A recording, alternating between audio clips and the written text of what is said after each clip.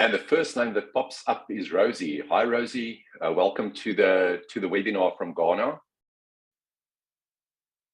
And I see a couple of other names starting to pop up. We're just going to give a little bit of time to make sure that we've got sufficient people in the conversation before we start. And then we'll do a formal introduction from our side and give you a sense of what we're going to cover today. So I'm dialing in from a very miserable and wet Cape Town today.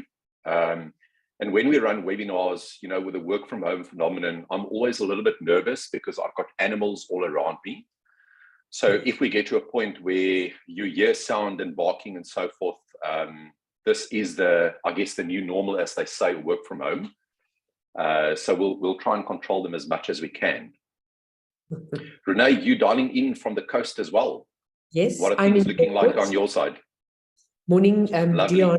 I'm dining in from a sunny with some clouds, beautiful mountain view in George. Oh. So pleasant weather predicted for the morning, but getting cold and wet in the afternoon and then rain for the rest of the weekend.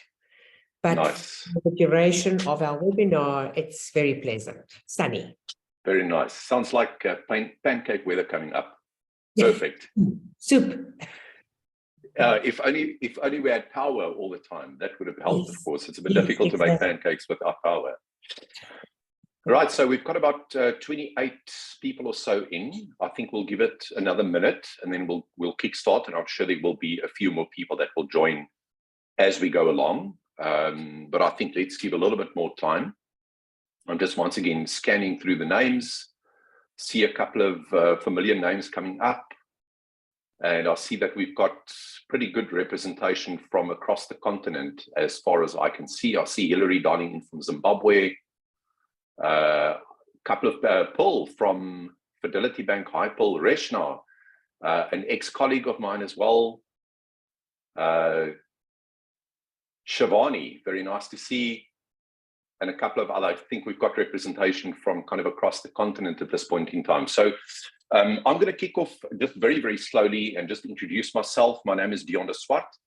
I'm one of the managing partners at Africa People Advisory Group. And as I mentioned, I'm dialing in from Cape Town. And I'm going to just quickly hand over to Renee, who joined us literally 2 weeks ago. So I've kind of thrown her in a little bit at the deep end and asked her to co-present with me today, just because I know that performance management is a passion of hers, and she's got loads of experience in it, more than I do. So Renee, I'm going to hand over to you just for a quick introduction on your side. Thank you, Dion. So for those who I haven't met, Renee Steyn, now a very happy part of the team of APAG, previously been in Mercer for approximately 8 years, where we designed and delivered solutions across the continent. I think I worked in about 35 countries where I had the opportunity to really learn and experience from clients a lot of things about performance management. So thank you for giving me the opportunity to share my wisdom and experience with the team today. Thank you so much. We've got Oliver in the background. He kind of keeps the machine going as far as, you know, project work is concerned. So Ollie will be kind of controlling the slides for us. He'll be running all of the polls as well. He's not on camera currently. He hasn't been feeling great over the last few days with a bit of flu. Just two quick things that I want to remind anybody of that is not there yet. First of all, just to join our LinkedIn page. We do post at least 3 times a week. We try and balance a bit of thought leadership with some polls and a few other things. So if you want to join our LinkedIn page, just simply at Africa People Advisory Group. And then we recently started a Pan-Africa WhatsApp group, and we've grown it. I think yesterday we were on about 322 people, 321 people on the group. We try and post regularly and try not to disrupt people's lives. Of course, you can always mute it. But there is a link that Oliver will pop into the chat box as well if you want to join the WhatsApp group, because we do engage quite a bit on interesting topics there. And I mean, out of interest, a few days ago, we were working with a client on designing a compensation strategy, and we were kind of all about, you know, how do we deal with a person on an incentive scheme that joined the company recently, and we popped a quick just poll into the WhatsApp group. So it's also a nice way just to get and find additional information. So I'm gonna hit over. Ollie, if you can move to the next slide for me. You'll see that Oliver just posted the link to the WhatsApp group, so feel free to join there as well. In terms of content, what we want to do this morning is I'm going to share a little bit of history of performance management with you, and I'll just be doing the introductory part. It's a short video. I kind of found this a couple of years ago, and it really intrigued me to see where it all started. So we'll talk a little bit about the history of performance management and run through two quick polls just to get some input from your side. Then we'll move over to a topic around why do we need performance management? I mean, why is this process so important for us, and what's the value that it adds? And then over the last few years, we've kind of done quite a bit of work and understanding and also reading up around how does performance management need to change? For me, there's 2 or 3 things that I'm really passionate about in my HR career. The 2 top ones is performance management, and the second one is PowerPoint. So I love PowerPoint and I love performance management. But I'm afraid what we often find is that the performance management process becomes so cumbersome and so complicated, and sometimes so, it takes up so much time that we almost lose the purpose of why we actually have it. And so we're going to talk about what we think the key changes are that we will see in performance management into the future. And we'll share a little bit of our own research that we've conducted to share with you. And then I'll close off with a couple of closing remarks. So Ollie, if you can head over to the video for us, and let's take a view of the history of performance management. Performance management is an idea that is both very new and very, very old. For as long as there have been employees, there's been some kind of employee oversight process. But how did today's ideas about performance management come to be? Well, let's go back in time to take a look. Some historians trace the beginnings of modern performance appraisals all the way back to China in the 3rd century, when the imperial rater had the job of evaluating the performance of ruling family members. He was not popular. In the late 19th century, Scottish cotton mill owner Robert Owen is said to have created a system to assign a degree of merit to workers based on their productivity. But it wasn't until the 20th century that things really got going. By the mid-1950s, companies were using a performance appraisal process that was largely based on the personality of the employee. There was no room for self-appraisal, no transparency, and many of the things employees were evaluated on were not things they could change or develop. Not surprisingly, this process was not well liked. Things evolved in the 1960s, when MBOs, or management by objectives, took over. MBOs brought employees into the process through self-appraisal and collective goal setting. Through transparency and the focus on measurable objectives, they created space for performance to actually be measured. The glory days didn't last too long, though. The 1970s brought widespread criticism and even lawsuits against companies, alleging that performance reviews were too subjective, often leaving careers in the hands of managers whose personal opinions could overshadow what was best for the company. And then the 1980s happened. Enter annual performance reviews and GE CEO Jack Welch's infamous rank and yank system, officially called stack ranking. In this system, employees are evaluated yearly, often with a check-the-box questionnaire. Managers then assign 20% of their employees the top ranking of 1, the middle 70%, a value of 2, and the bottom 10%, the lowly value of 3. While it does incorporate goal setting, evaluation, and some self-appraisals, stack ranking's somewhat arbitrary value assignments have been criticized for creating cutthroat cultures and rampant favoritism. Recent research has also shown that stack ranking simply doesn't make sense because talent development doesn't happen on a bell curve. And yet, some 60% of Fortune 500 companies still use this practice. In the last 2 decades, performance management has come of age. Increasingly, companies are recognizing the need to use reviews as a way to actually drive performance rather than simply evaluate it. Feedback is happening more often, quarterly, monthly, or even weekly, and is less time-consuming for managers, thanks to technological innovations. 360-degree feedback, which includes self-appraisals as well as feedback from peers and managers, is increasingly common. Whole teams are being evaluated together rather than as individuals. And the innovations keep coming, it seems, almost every day.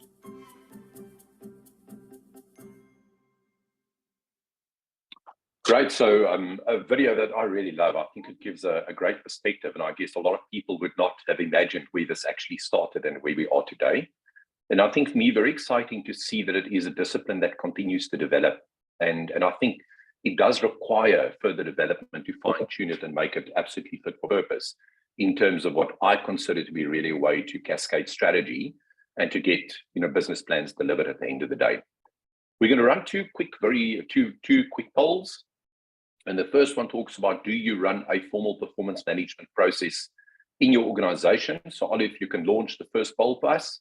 I think we often assume that companies all apply this, but we want to get a sense if this is actually the case. So the question is, do you run a performance management process formally in your organization? Is it a yes, is it a no, or is it an unsure? And then the second question is, if you answered yes to the first question, which I expect will be the bulk, who is responsible for managing employee performance in the organization? Here we're talking about who is actually accountable not for the process oversight, but who does the actual reviews? Is it line managers? Are the HR teams involved? Is it top management? Or are there other people involved? Often when we run polls, we kind of assume what the outcome is going to be. When we run our new ways of working study, a poll that we ran is, do you personally support hybrid working? And it's always interesting to see that there's a fair amount of people that actually don't subscribe to some of these principles. So we've got pretty much full votes currently on the first one. Do you run a performance management system? Ollie, I think you can close it for us. We are around about 70% as far as the votes are concerned, and then you can share. So about 94% of companies are saying that they do run a formal performance management process. 3% of companies, being one participant, says that we actually don't. And 1% says that I'm unsure, or 3%, one person says I'm unsure. When we then look at the results around who's accountable for it, what we can see is 77% line managers. And surprisingly for me, 14%, or 5 out of 35 participants, said that it's actually the line managers that are, or the HR department that's accountable to conduct the reviews. And I think it'll be interesting to have a conversation about what are the pros and the cons. Top management, 2 people, and the other would be 1. So as I said, we often make kind of these assumptions around who does what's the formalization of the process, and I think there's some food for thought around, what would be considered to be the best practice here. Thanks, Ollie. You can move over to the next one for us. Right, so why do we need performance management? And pop it over for me. Thanks, Ollie. So this is a quote that I kind of really loved in preparing for the webinar, and it says there's something that is much more scarce, something far finer, and something more rare than ability, and that's the ability to recognize ability. There's been a lot of debate and conversation over the last few years around the direction that performance management is taking. And a few years ago, one of the key shifts that we saw with many large organizations globally was the removal of performance ratings. There has been a trend, certainly in the last few years, where we've seen some of those companies also bring it back. But my understanding of why performance ratings were removed is because we're not focusing sufficiently on the development conversation. And so in our wisdom, what we said is if we remove the performance rating, then what we can do is we can have a conversation about development. But the reality is employees actually want both. And so I think a big part for me that goes with a performance management system is this ability to recognize ability. It's the performance conversation combined with the talent conversation and the development conversation. And I think for me, the full package of performance management really is a lot more integrated than what we typically think it is. It should be an integrated ongoing process as to a once-off event where often employees are quite surprised with a conversation, the rating that's allocated at the end of the year. So at this point in time, I'm going to hand over to Renee. If you can pop to the next slide for us, Ollie. And she's going to be taking over from here, and I'll join you a little bit later. Over to you, Renee.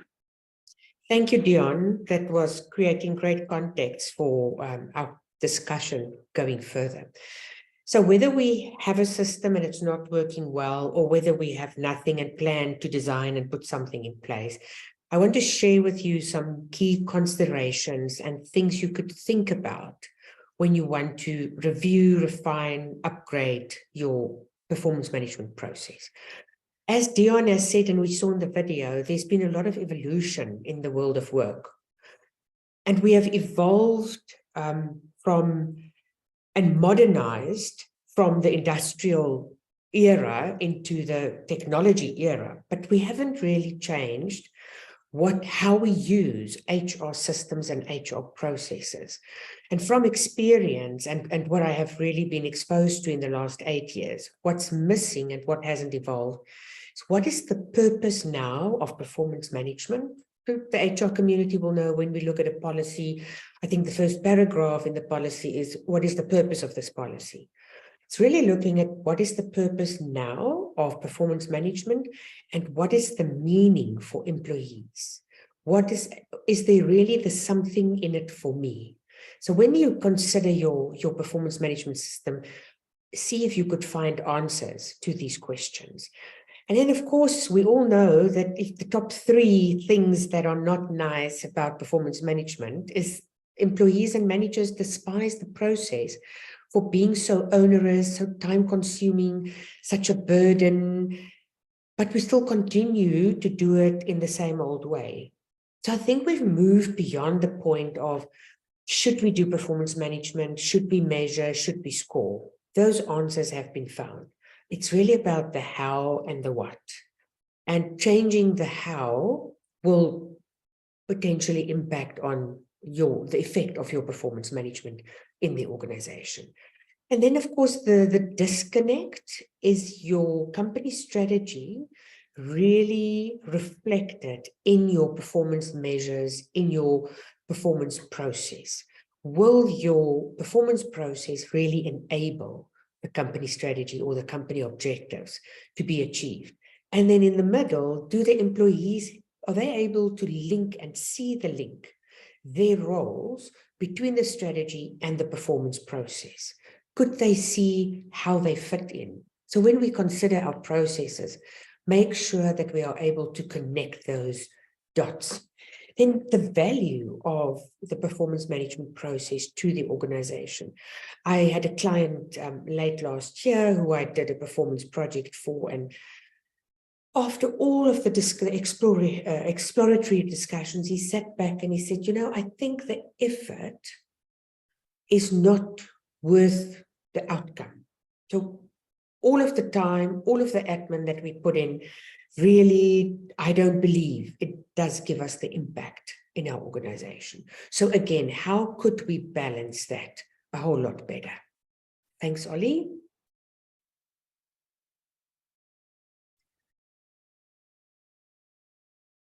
Then what we also hear when we engage with managers about performance management, I don't have time, it takes so much time. But isn't that the job of a manager, is to really manage performance? And if we could potentially make that process less formal, less of a burden, and really just make sure that it's a comfortable process and that we equip managers and capacitate them to be able to deal with it in a much smoother and smarter way. Then the benefit of the performance management system, does it really contribute to a high performance culture? Or is it actually destroying value and creating a negativity and draining energy? So if we could really put some wording to the benefit of performance management for your organization and get employees involved in building this high performance culture. So what has become common in the design and implementation of performance management is employee focus groups, where we get the input from employees about their perception about performance management. We conduct short surveys at the start of such a project to hear the employee's voice.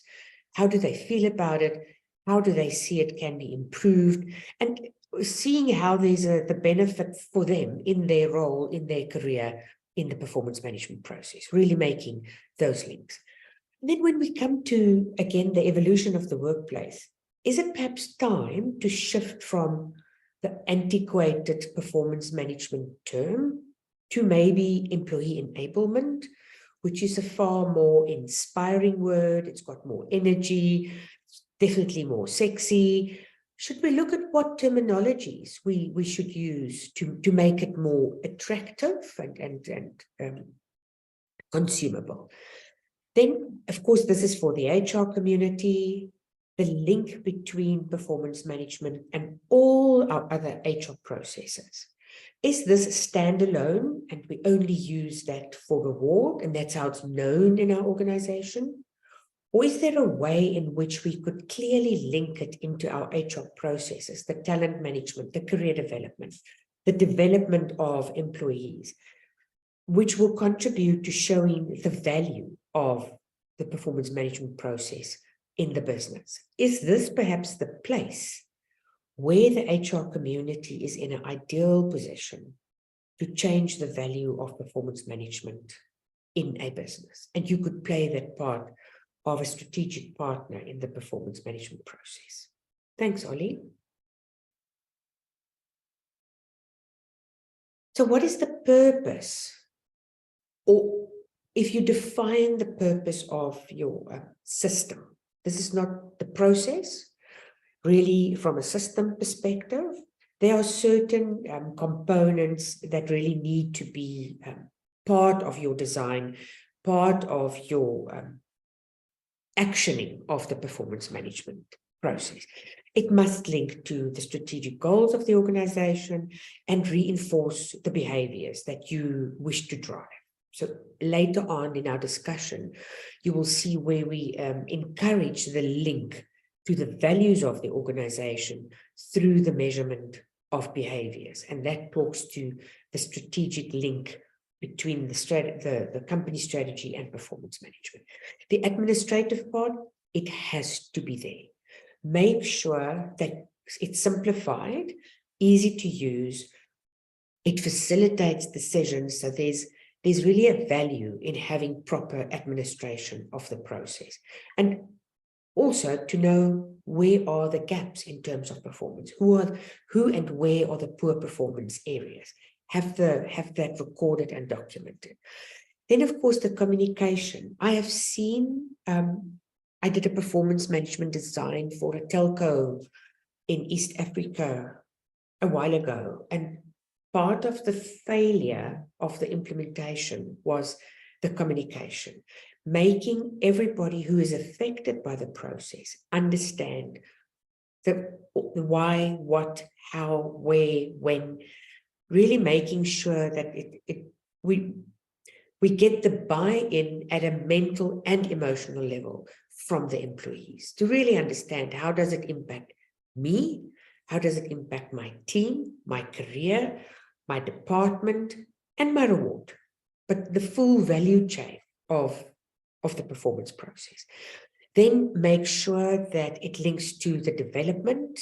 So your training and development spend, that budget, to be informed by the performance process and the outcomes of the measurement of performance, and really do proper planning of your L&D interventions. But most importantly, to enable the employee to manage his career and his development, or his or her development. The maintenance, the performance management system, if well utilized and properly implemented, really gives valuable information about your potential, your workforce planning, your HR interventions that you may need to launch. It really provides for a host of valuable HR metrics almost that can be used to make your strategic HR decisions and to guide leadership about what should be done with people management to make sure you optimize on that investment, which is your employees in the organization. Last component that really needs to be part of the process is the documentation. And when it comes to the documentation, This is where the technology part makes it less onerous, less of a burden, more accurate, a central repository. But documentation is important when it comes to address poor performance in the workplace. Those, and in all of our African countries, there's quite an onerous legal process to embark on if you wish to terminate the services of a poor performing employee. So the documentation is critical to make sure that you comply to the requirements of whatever labor law is going to be effective in a termination resulting from poor performance. So these are the 6 elements that are part of a system and should be well structured in your performance management system. Thanks, Ollie.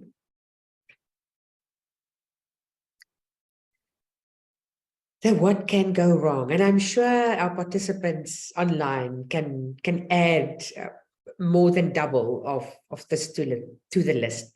But I've just selected and want to highlight what are the most common, what can go wrongs that I have experienced, that I've come across in research, that I've heard from clients, and that I've heard from employees.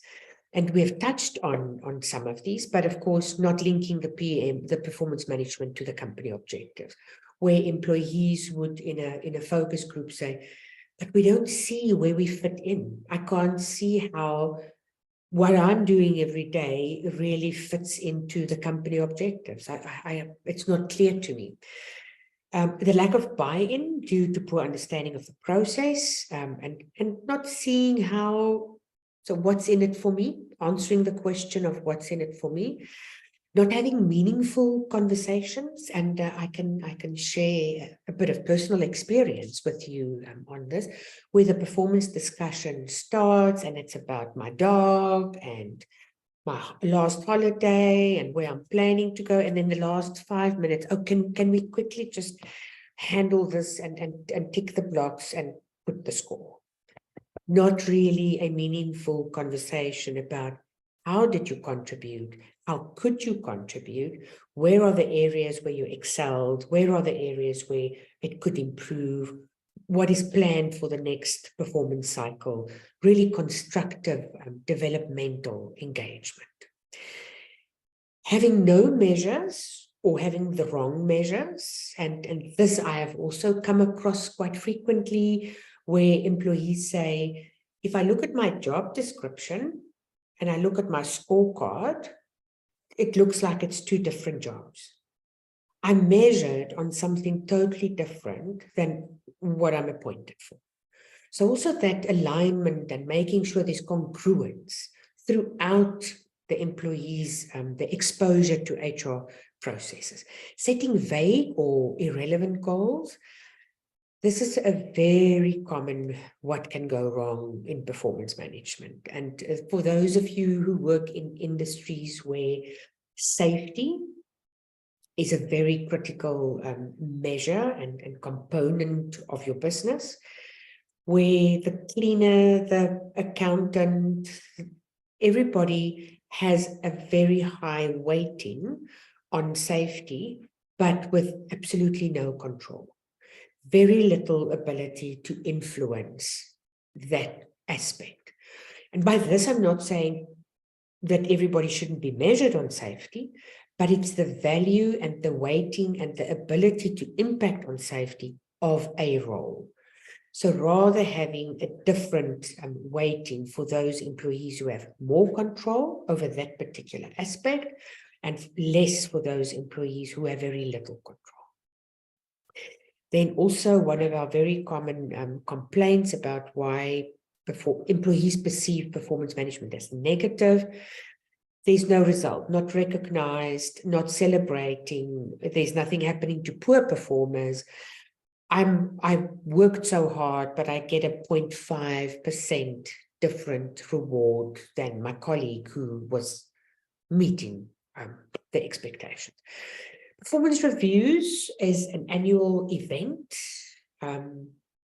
There's no other talk about performance management throughout the year, but we all know that in middle November, the process kicks off, the templates get sent out, the diaries get filled up with discussions, And when the event is over, everybody says, oh, thank you, that's done now. And it wasn't a pleasant experience for anybody. Then I touched on this, not using technology, which becomes the value of performance management to a business is reduced because the admin burden and how to deal with all these papers and spreadsheets is just not worth the trouble. So using technology could really put a different perception and a different spin for managers, especially on the system. And then, of course, back to our HR community, not linking the performance process to all the other processes in the organization. Especially, Dion also touched on this, especially the employee development and how the performance process contributes to career progression, talent management, etc. And I'm sure there are lots more that could go wrong. And I think, Dion, you've also worked in this space before. I'm sure you could add a whole lot to the list. Thank you, Ollie. Now we're moving to performance management Reimagine. We've covered the key considerations, what should be the elements of the system, what could go wrong. So if we reimagine that, what could we look at? Thanks, Ollie. Oh, I think it's poll time. So what you'll see in front of you, what has changed in performance management process in your organization in the last year? So if we could get the Ollie, will you activate it and we can see what our participants say? The second question refers to OKRs, objectives and key results, with KPIs for those who have not been exposed to it, key performance indicators. So OKR, objective and key results, and KPIs, key performance indicators.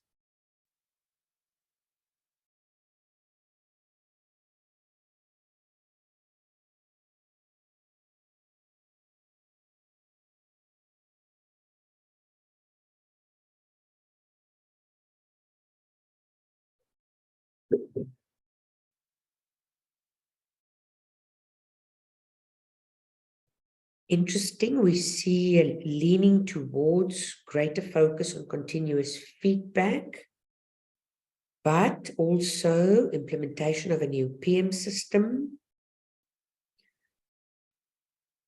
team and function goal measurement.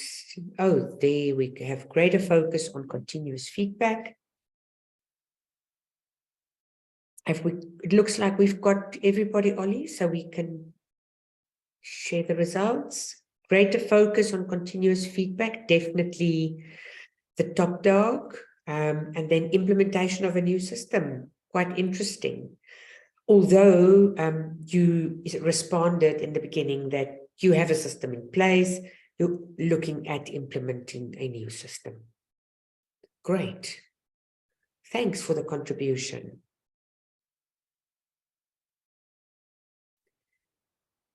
Any observations from your side, Dion? No, I think it's aligned with what we're seeing as we work with different clients. There's a lot of companies that are focused on redesigning systems in totality. What we've seen out of the research is the emergence of kind of team goals. You know, when I started in performance management, it was quite popular, disappeared.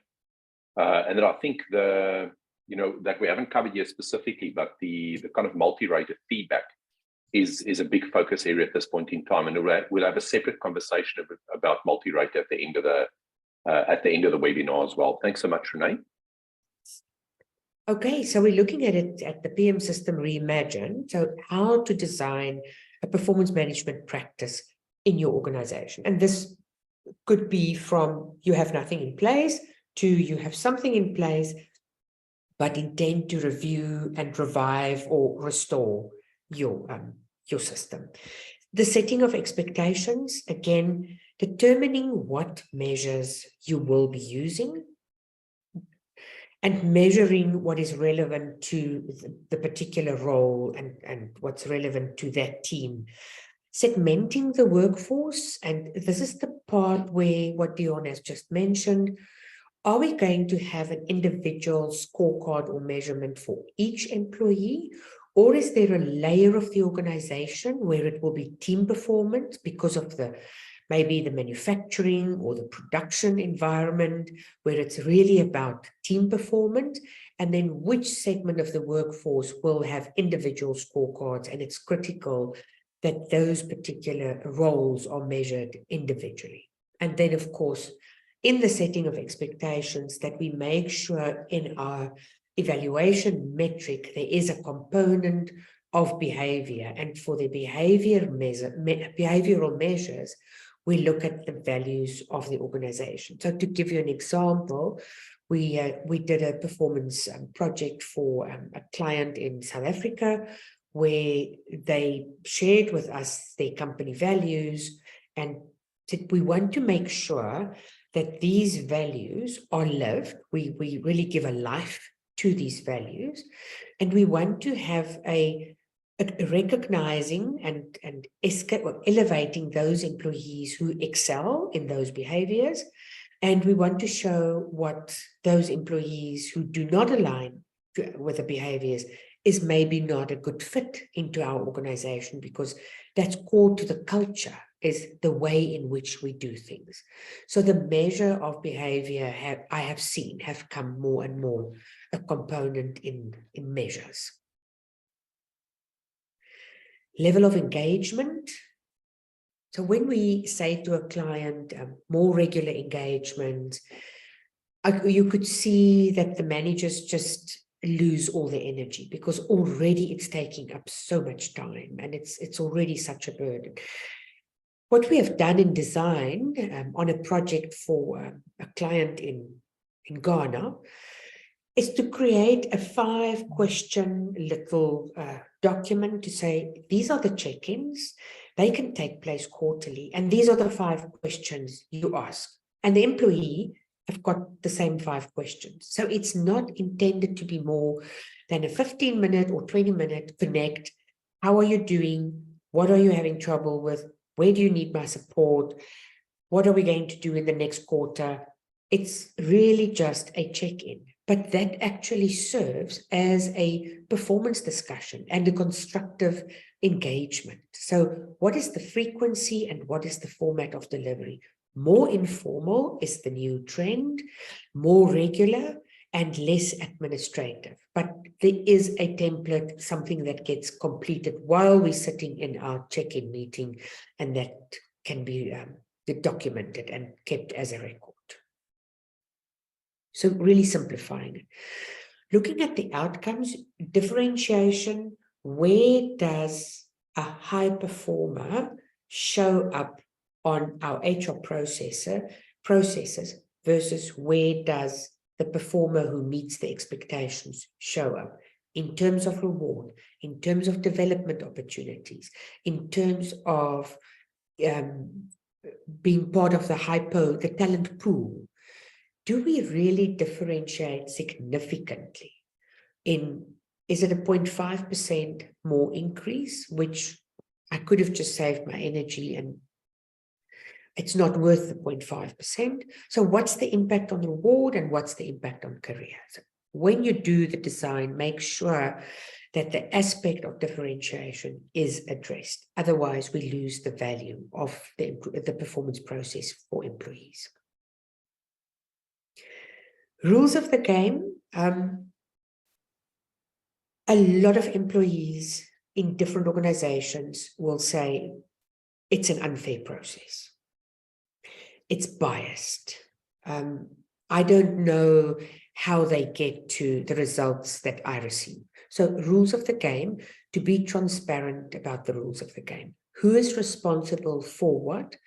And very important, what is the role of the employee in the performance process? Because employees also have a significant part to play in the process. What is the process flow? What happens when? How does technology support? And we've heard from certain HR leaders, we have a system, but the performance module is not active, is not developed, is not. And I think that's an agenda that the HR leaders could drive in reviewing and improving their performance practice in the organization. Is really how can we use the technology to make it a more user-friendly and a positive experience? Methodology and compliance, very critical. This is where it goes wrong because there's inconsistencies. Every manager has a different ruler with which they measure. So make sure that there's consistency and compliance in the performance process. Leadership skills. Do we equip our managers to have the constructive conversation and to how to conduct the check-in? Do we coach our leadership in the rollout and the implementation? That is really critical because I've heard from many managers, I must do this, but I'm not quite sure how. And I don't mind that an HR colleague sits with me and coach and guide me onto how to have this discussion and how to execute the process. I think there's one more, Ollie. It's the reporting. Very important.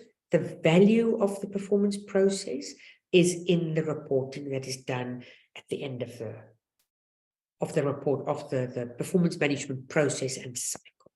You review the successes, you celebrate the successes, but you also use that opportunity to review what went wrong in the past performance process, what could we do better, what is it that needs to be tweaked, is the policy still relevant, are there improvements on the system that could be made? So these 6 components are critical for the design, but I want to emphasize that it should not be looked at in a clinical or absolutistic way. It's important to consider the maturity of your organization in terms of performance management. Have you done nothing in the past and you're starting from a zero base? Then it would tread very elementary on each of these design elements. If you are mature, you have progressed, you really just want to improve, it looks different for every client. It's not one right way. And there may, depending on where you are in the maturity curve, there may be components that's not reflected on the slide that may be important in the design of your particular process. Thanks, Ollie. This is really just a table to do a comparison of how it was in the past, which I'm sure you're all familiar with, and what it should look like today. Many of these we have touched on and we have spoken about. I think the participants can look at this on their own time, but this is really just for you to spend time and look at the different comparisons and the shift that has taken place from how we have done performance management in the past and how we do it today. And many of this I have covered in the other slides. Thanks, Ollie. We can move on. Quickly about the trends. What is the impact on hybrid work? So performance management in former times was, I'm in the office, my manager is in the office, and during a time in the year, we meet and we discuss. Now we have employees that are working remotely. We have managers that are working remotely. And that sense of I'm not in control anymore because I don't see my people. And if I don't see them, I don't know if they're working. I don't know how much time they spend on the job. It's a whole new mindset that has come from the new way of work or the hybrid work circumstance. So how will we enable the performance in a hybrid working situation? One of the questions in the design process you have to consider. How are you going to accommodate this aspect in performance management design? Thanks, Ollie. More continuous feedback. I think you all had in the poll responded that that's important. Continuous feedback is a major cornerstone for performance management. So make sure that in your design that you make sure you capture the opportunity in your process for more continuous feedback. Documenting a plan with annual reviews will be really critical in your and delivery process. When you educate your managers about the performance management process, this will be a very important component to make sure they can see the value. Thanks, Ollie. Using performance data, I think of all the trends, this is perhaps the one that's the most foreign, which is something we're not used to do and may not already know how to do it, but really using the performance data in real time.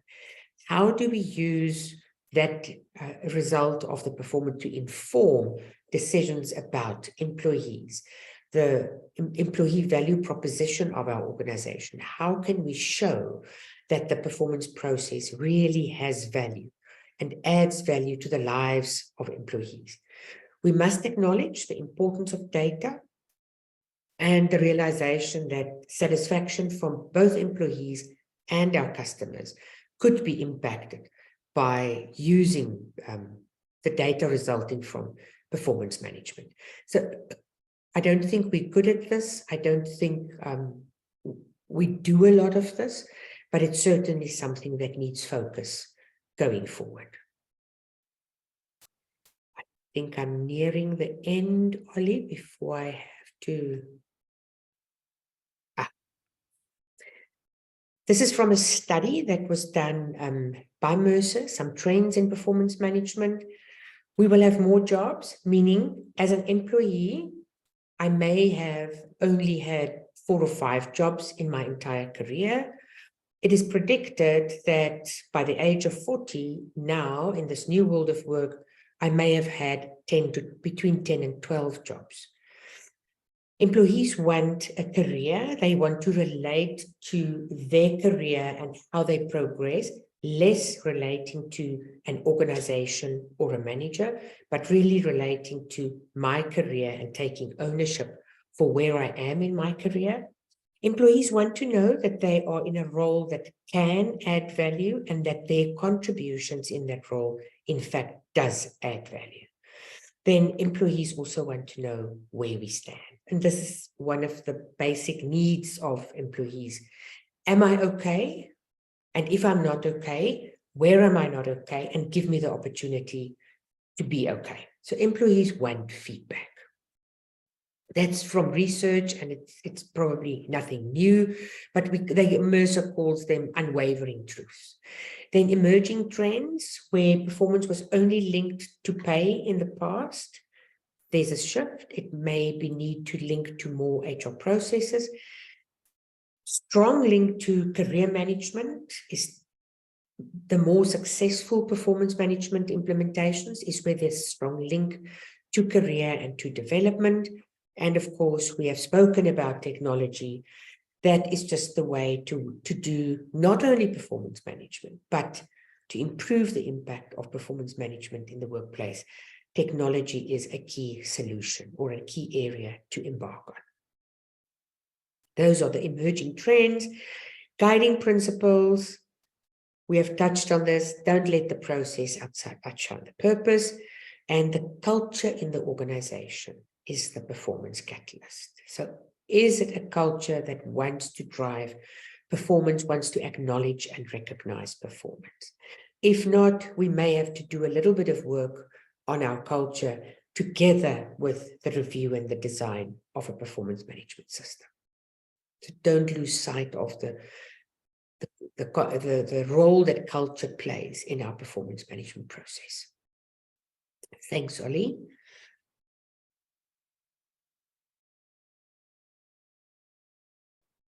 Big implications. I think this shows a diagram of how the performance management system links and feeds into all the other HR processes, how it could feed into that. So this is just a check. How do you currently link performance management, and what are all the HR processes that it could link to and how it could link to them to drive your business strategy? Thanks, Ollie. Last piece from my slide on performance in management reimagined. Look, and this is from a study from the Harvard Business Review, have broad shared goals, which all employees can relate to, and it's possible to see how the job links to that. This helps to break down silos and get teams to work more together because we share a common goal. Break down barriers. Performance management should not hinder collaboration between teams. It should encourage, and some of the measures in performance management could be to encourage team members to work together, learn from one another, coaching, mentoring, guiding. And then, of course, there should be individual targets, not only to promote personal accountability, but for employees to be enabled to contribute in their own right to the bigger picture and to the whole of the organization.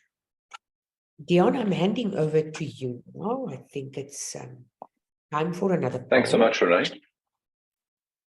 Thank you so much. I'm just going to switch on my camera quickly.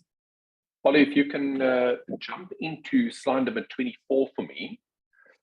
So what we want to do is just to share a little bit of feedback around the study that we conducted called New Ways of Working.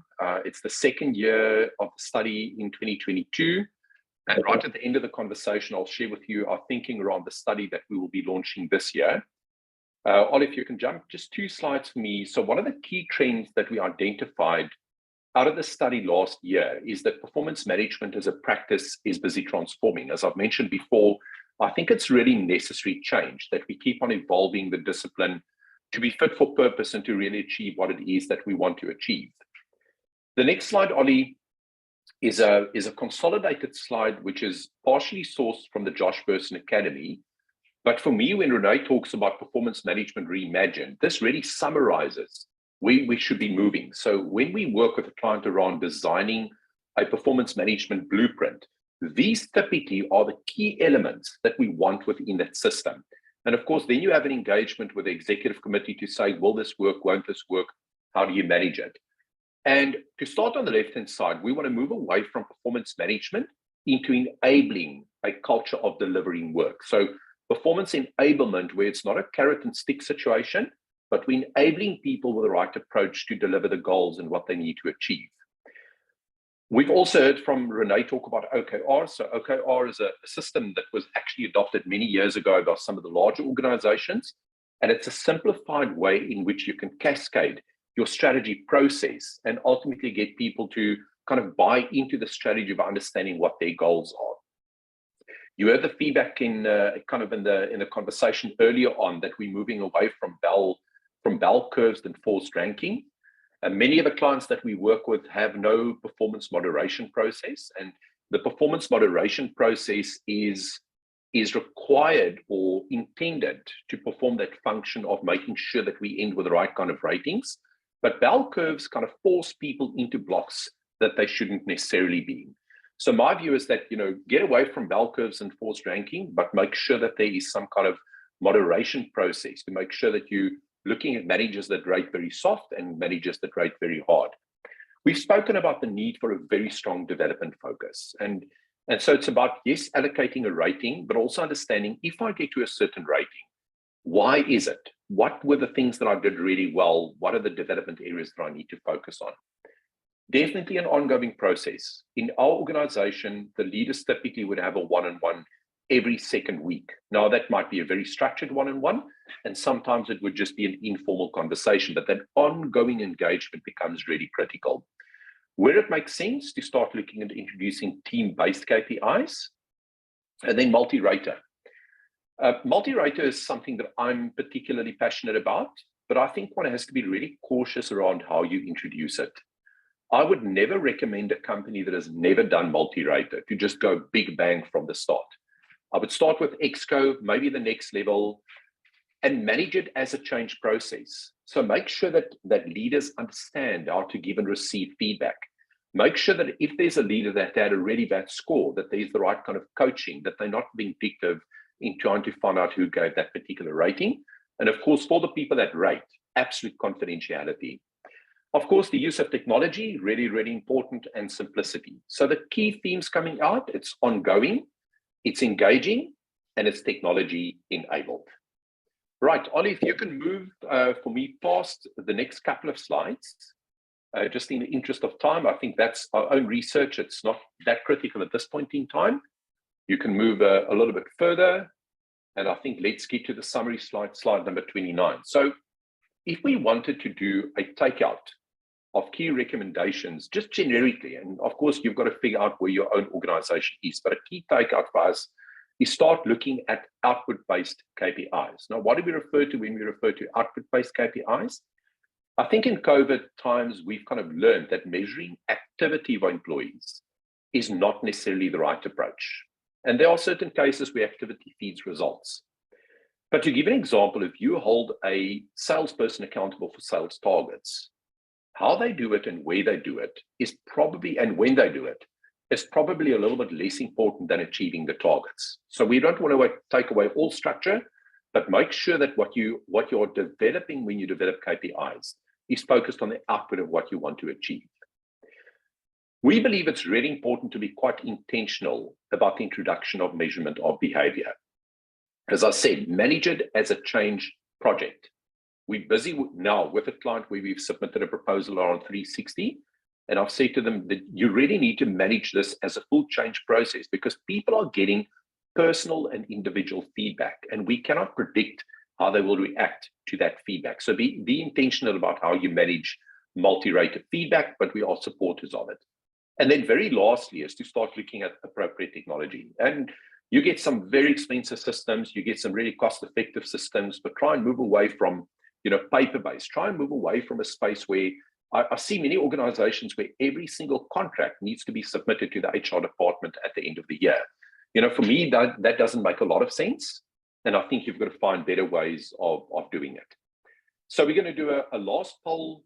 Ollie, if you can just pop through to the next page. And let's do the last poll, which is really about multi-rated feedback because we think it's an important theme. So the poll says, does your organization make use of multi-rated feedback when assessing performance? And the first one says only at senior levels, the next one at all levels. Then we've got, we do not use it. And I'm unsure if we use it. So we'll run a very quick poll before we close out just to see what the feedback is. I'll give it literally 30 seconds. The numbers are picking up nicely. So we've got about 60 participants so far. We're at about 30% complete. Quite an even balance of responses so far. I'll give it another 20 seconds or so, and then we'll close it out. So currently, there's an absolute equal split between we do it at exec levels, we do it at all levels, we don't do it, and I'm not sure that we do it. We'll give it another 10 seconds or so. Ollie will try and get to 35 out of 60. Right, so I think let's close it there and let's quickly share results. So at this point in time, it would seem that the bulk of organizations at 30% don't do multi-rated feedback. Then secondly is we do it, but only at senior levels. And the third one is that we do it at all levels of the organization. So quite an interesting split between companies and the approach that they follow. Right, Ollie, you can pop over to the last slide for me. I think in closing, we just want to thank you for attending the webinar today. We really appreciated the time that you've spent with us. There was a question around whether the slides will be available. So all attendees and people that registered will get a link to our YouTube channel where we will load the recording onto YouTube. So the slides will be available in the form of video form. If there is a particular need to have access to the slides, then please pop us a note. We'll leave Oliver's email address, I think, in the chat box. You can reach out to any of us on LinkedIn as well. I just want to create a little bit of awareness for upcoming content from our side. I mentioned that we run the New Ways of Working study. We are going to be changing the dial this year, and we'll be launching on the 1st of June a new study around employee experience, and we'll repeat some of the content from New Ways of Working. But what we're looking to find here is to really understand to what extent EX is taking shape across the African continent. So keep a lookout for that particular survey coming out. And then once again, just an invite to join us on LinkedIn and also on the WhatsApp group if there's any interest. So we're going to hang on the line for another minute or two. thank you so much for attending, and we will send out the recording probably within the next 1 or 2 working days. Thank you so much, everybody, for attending.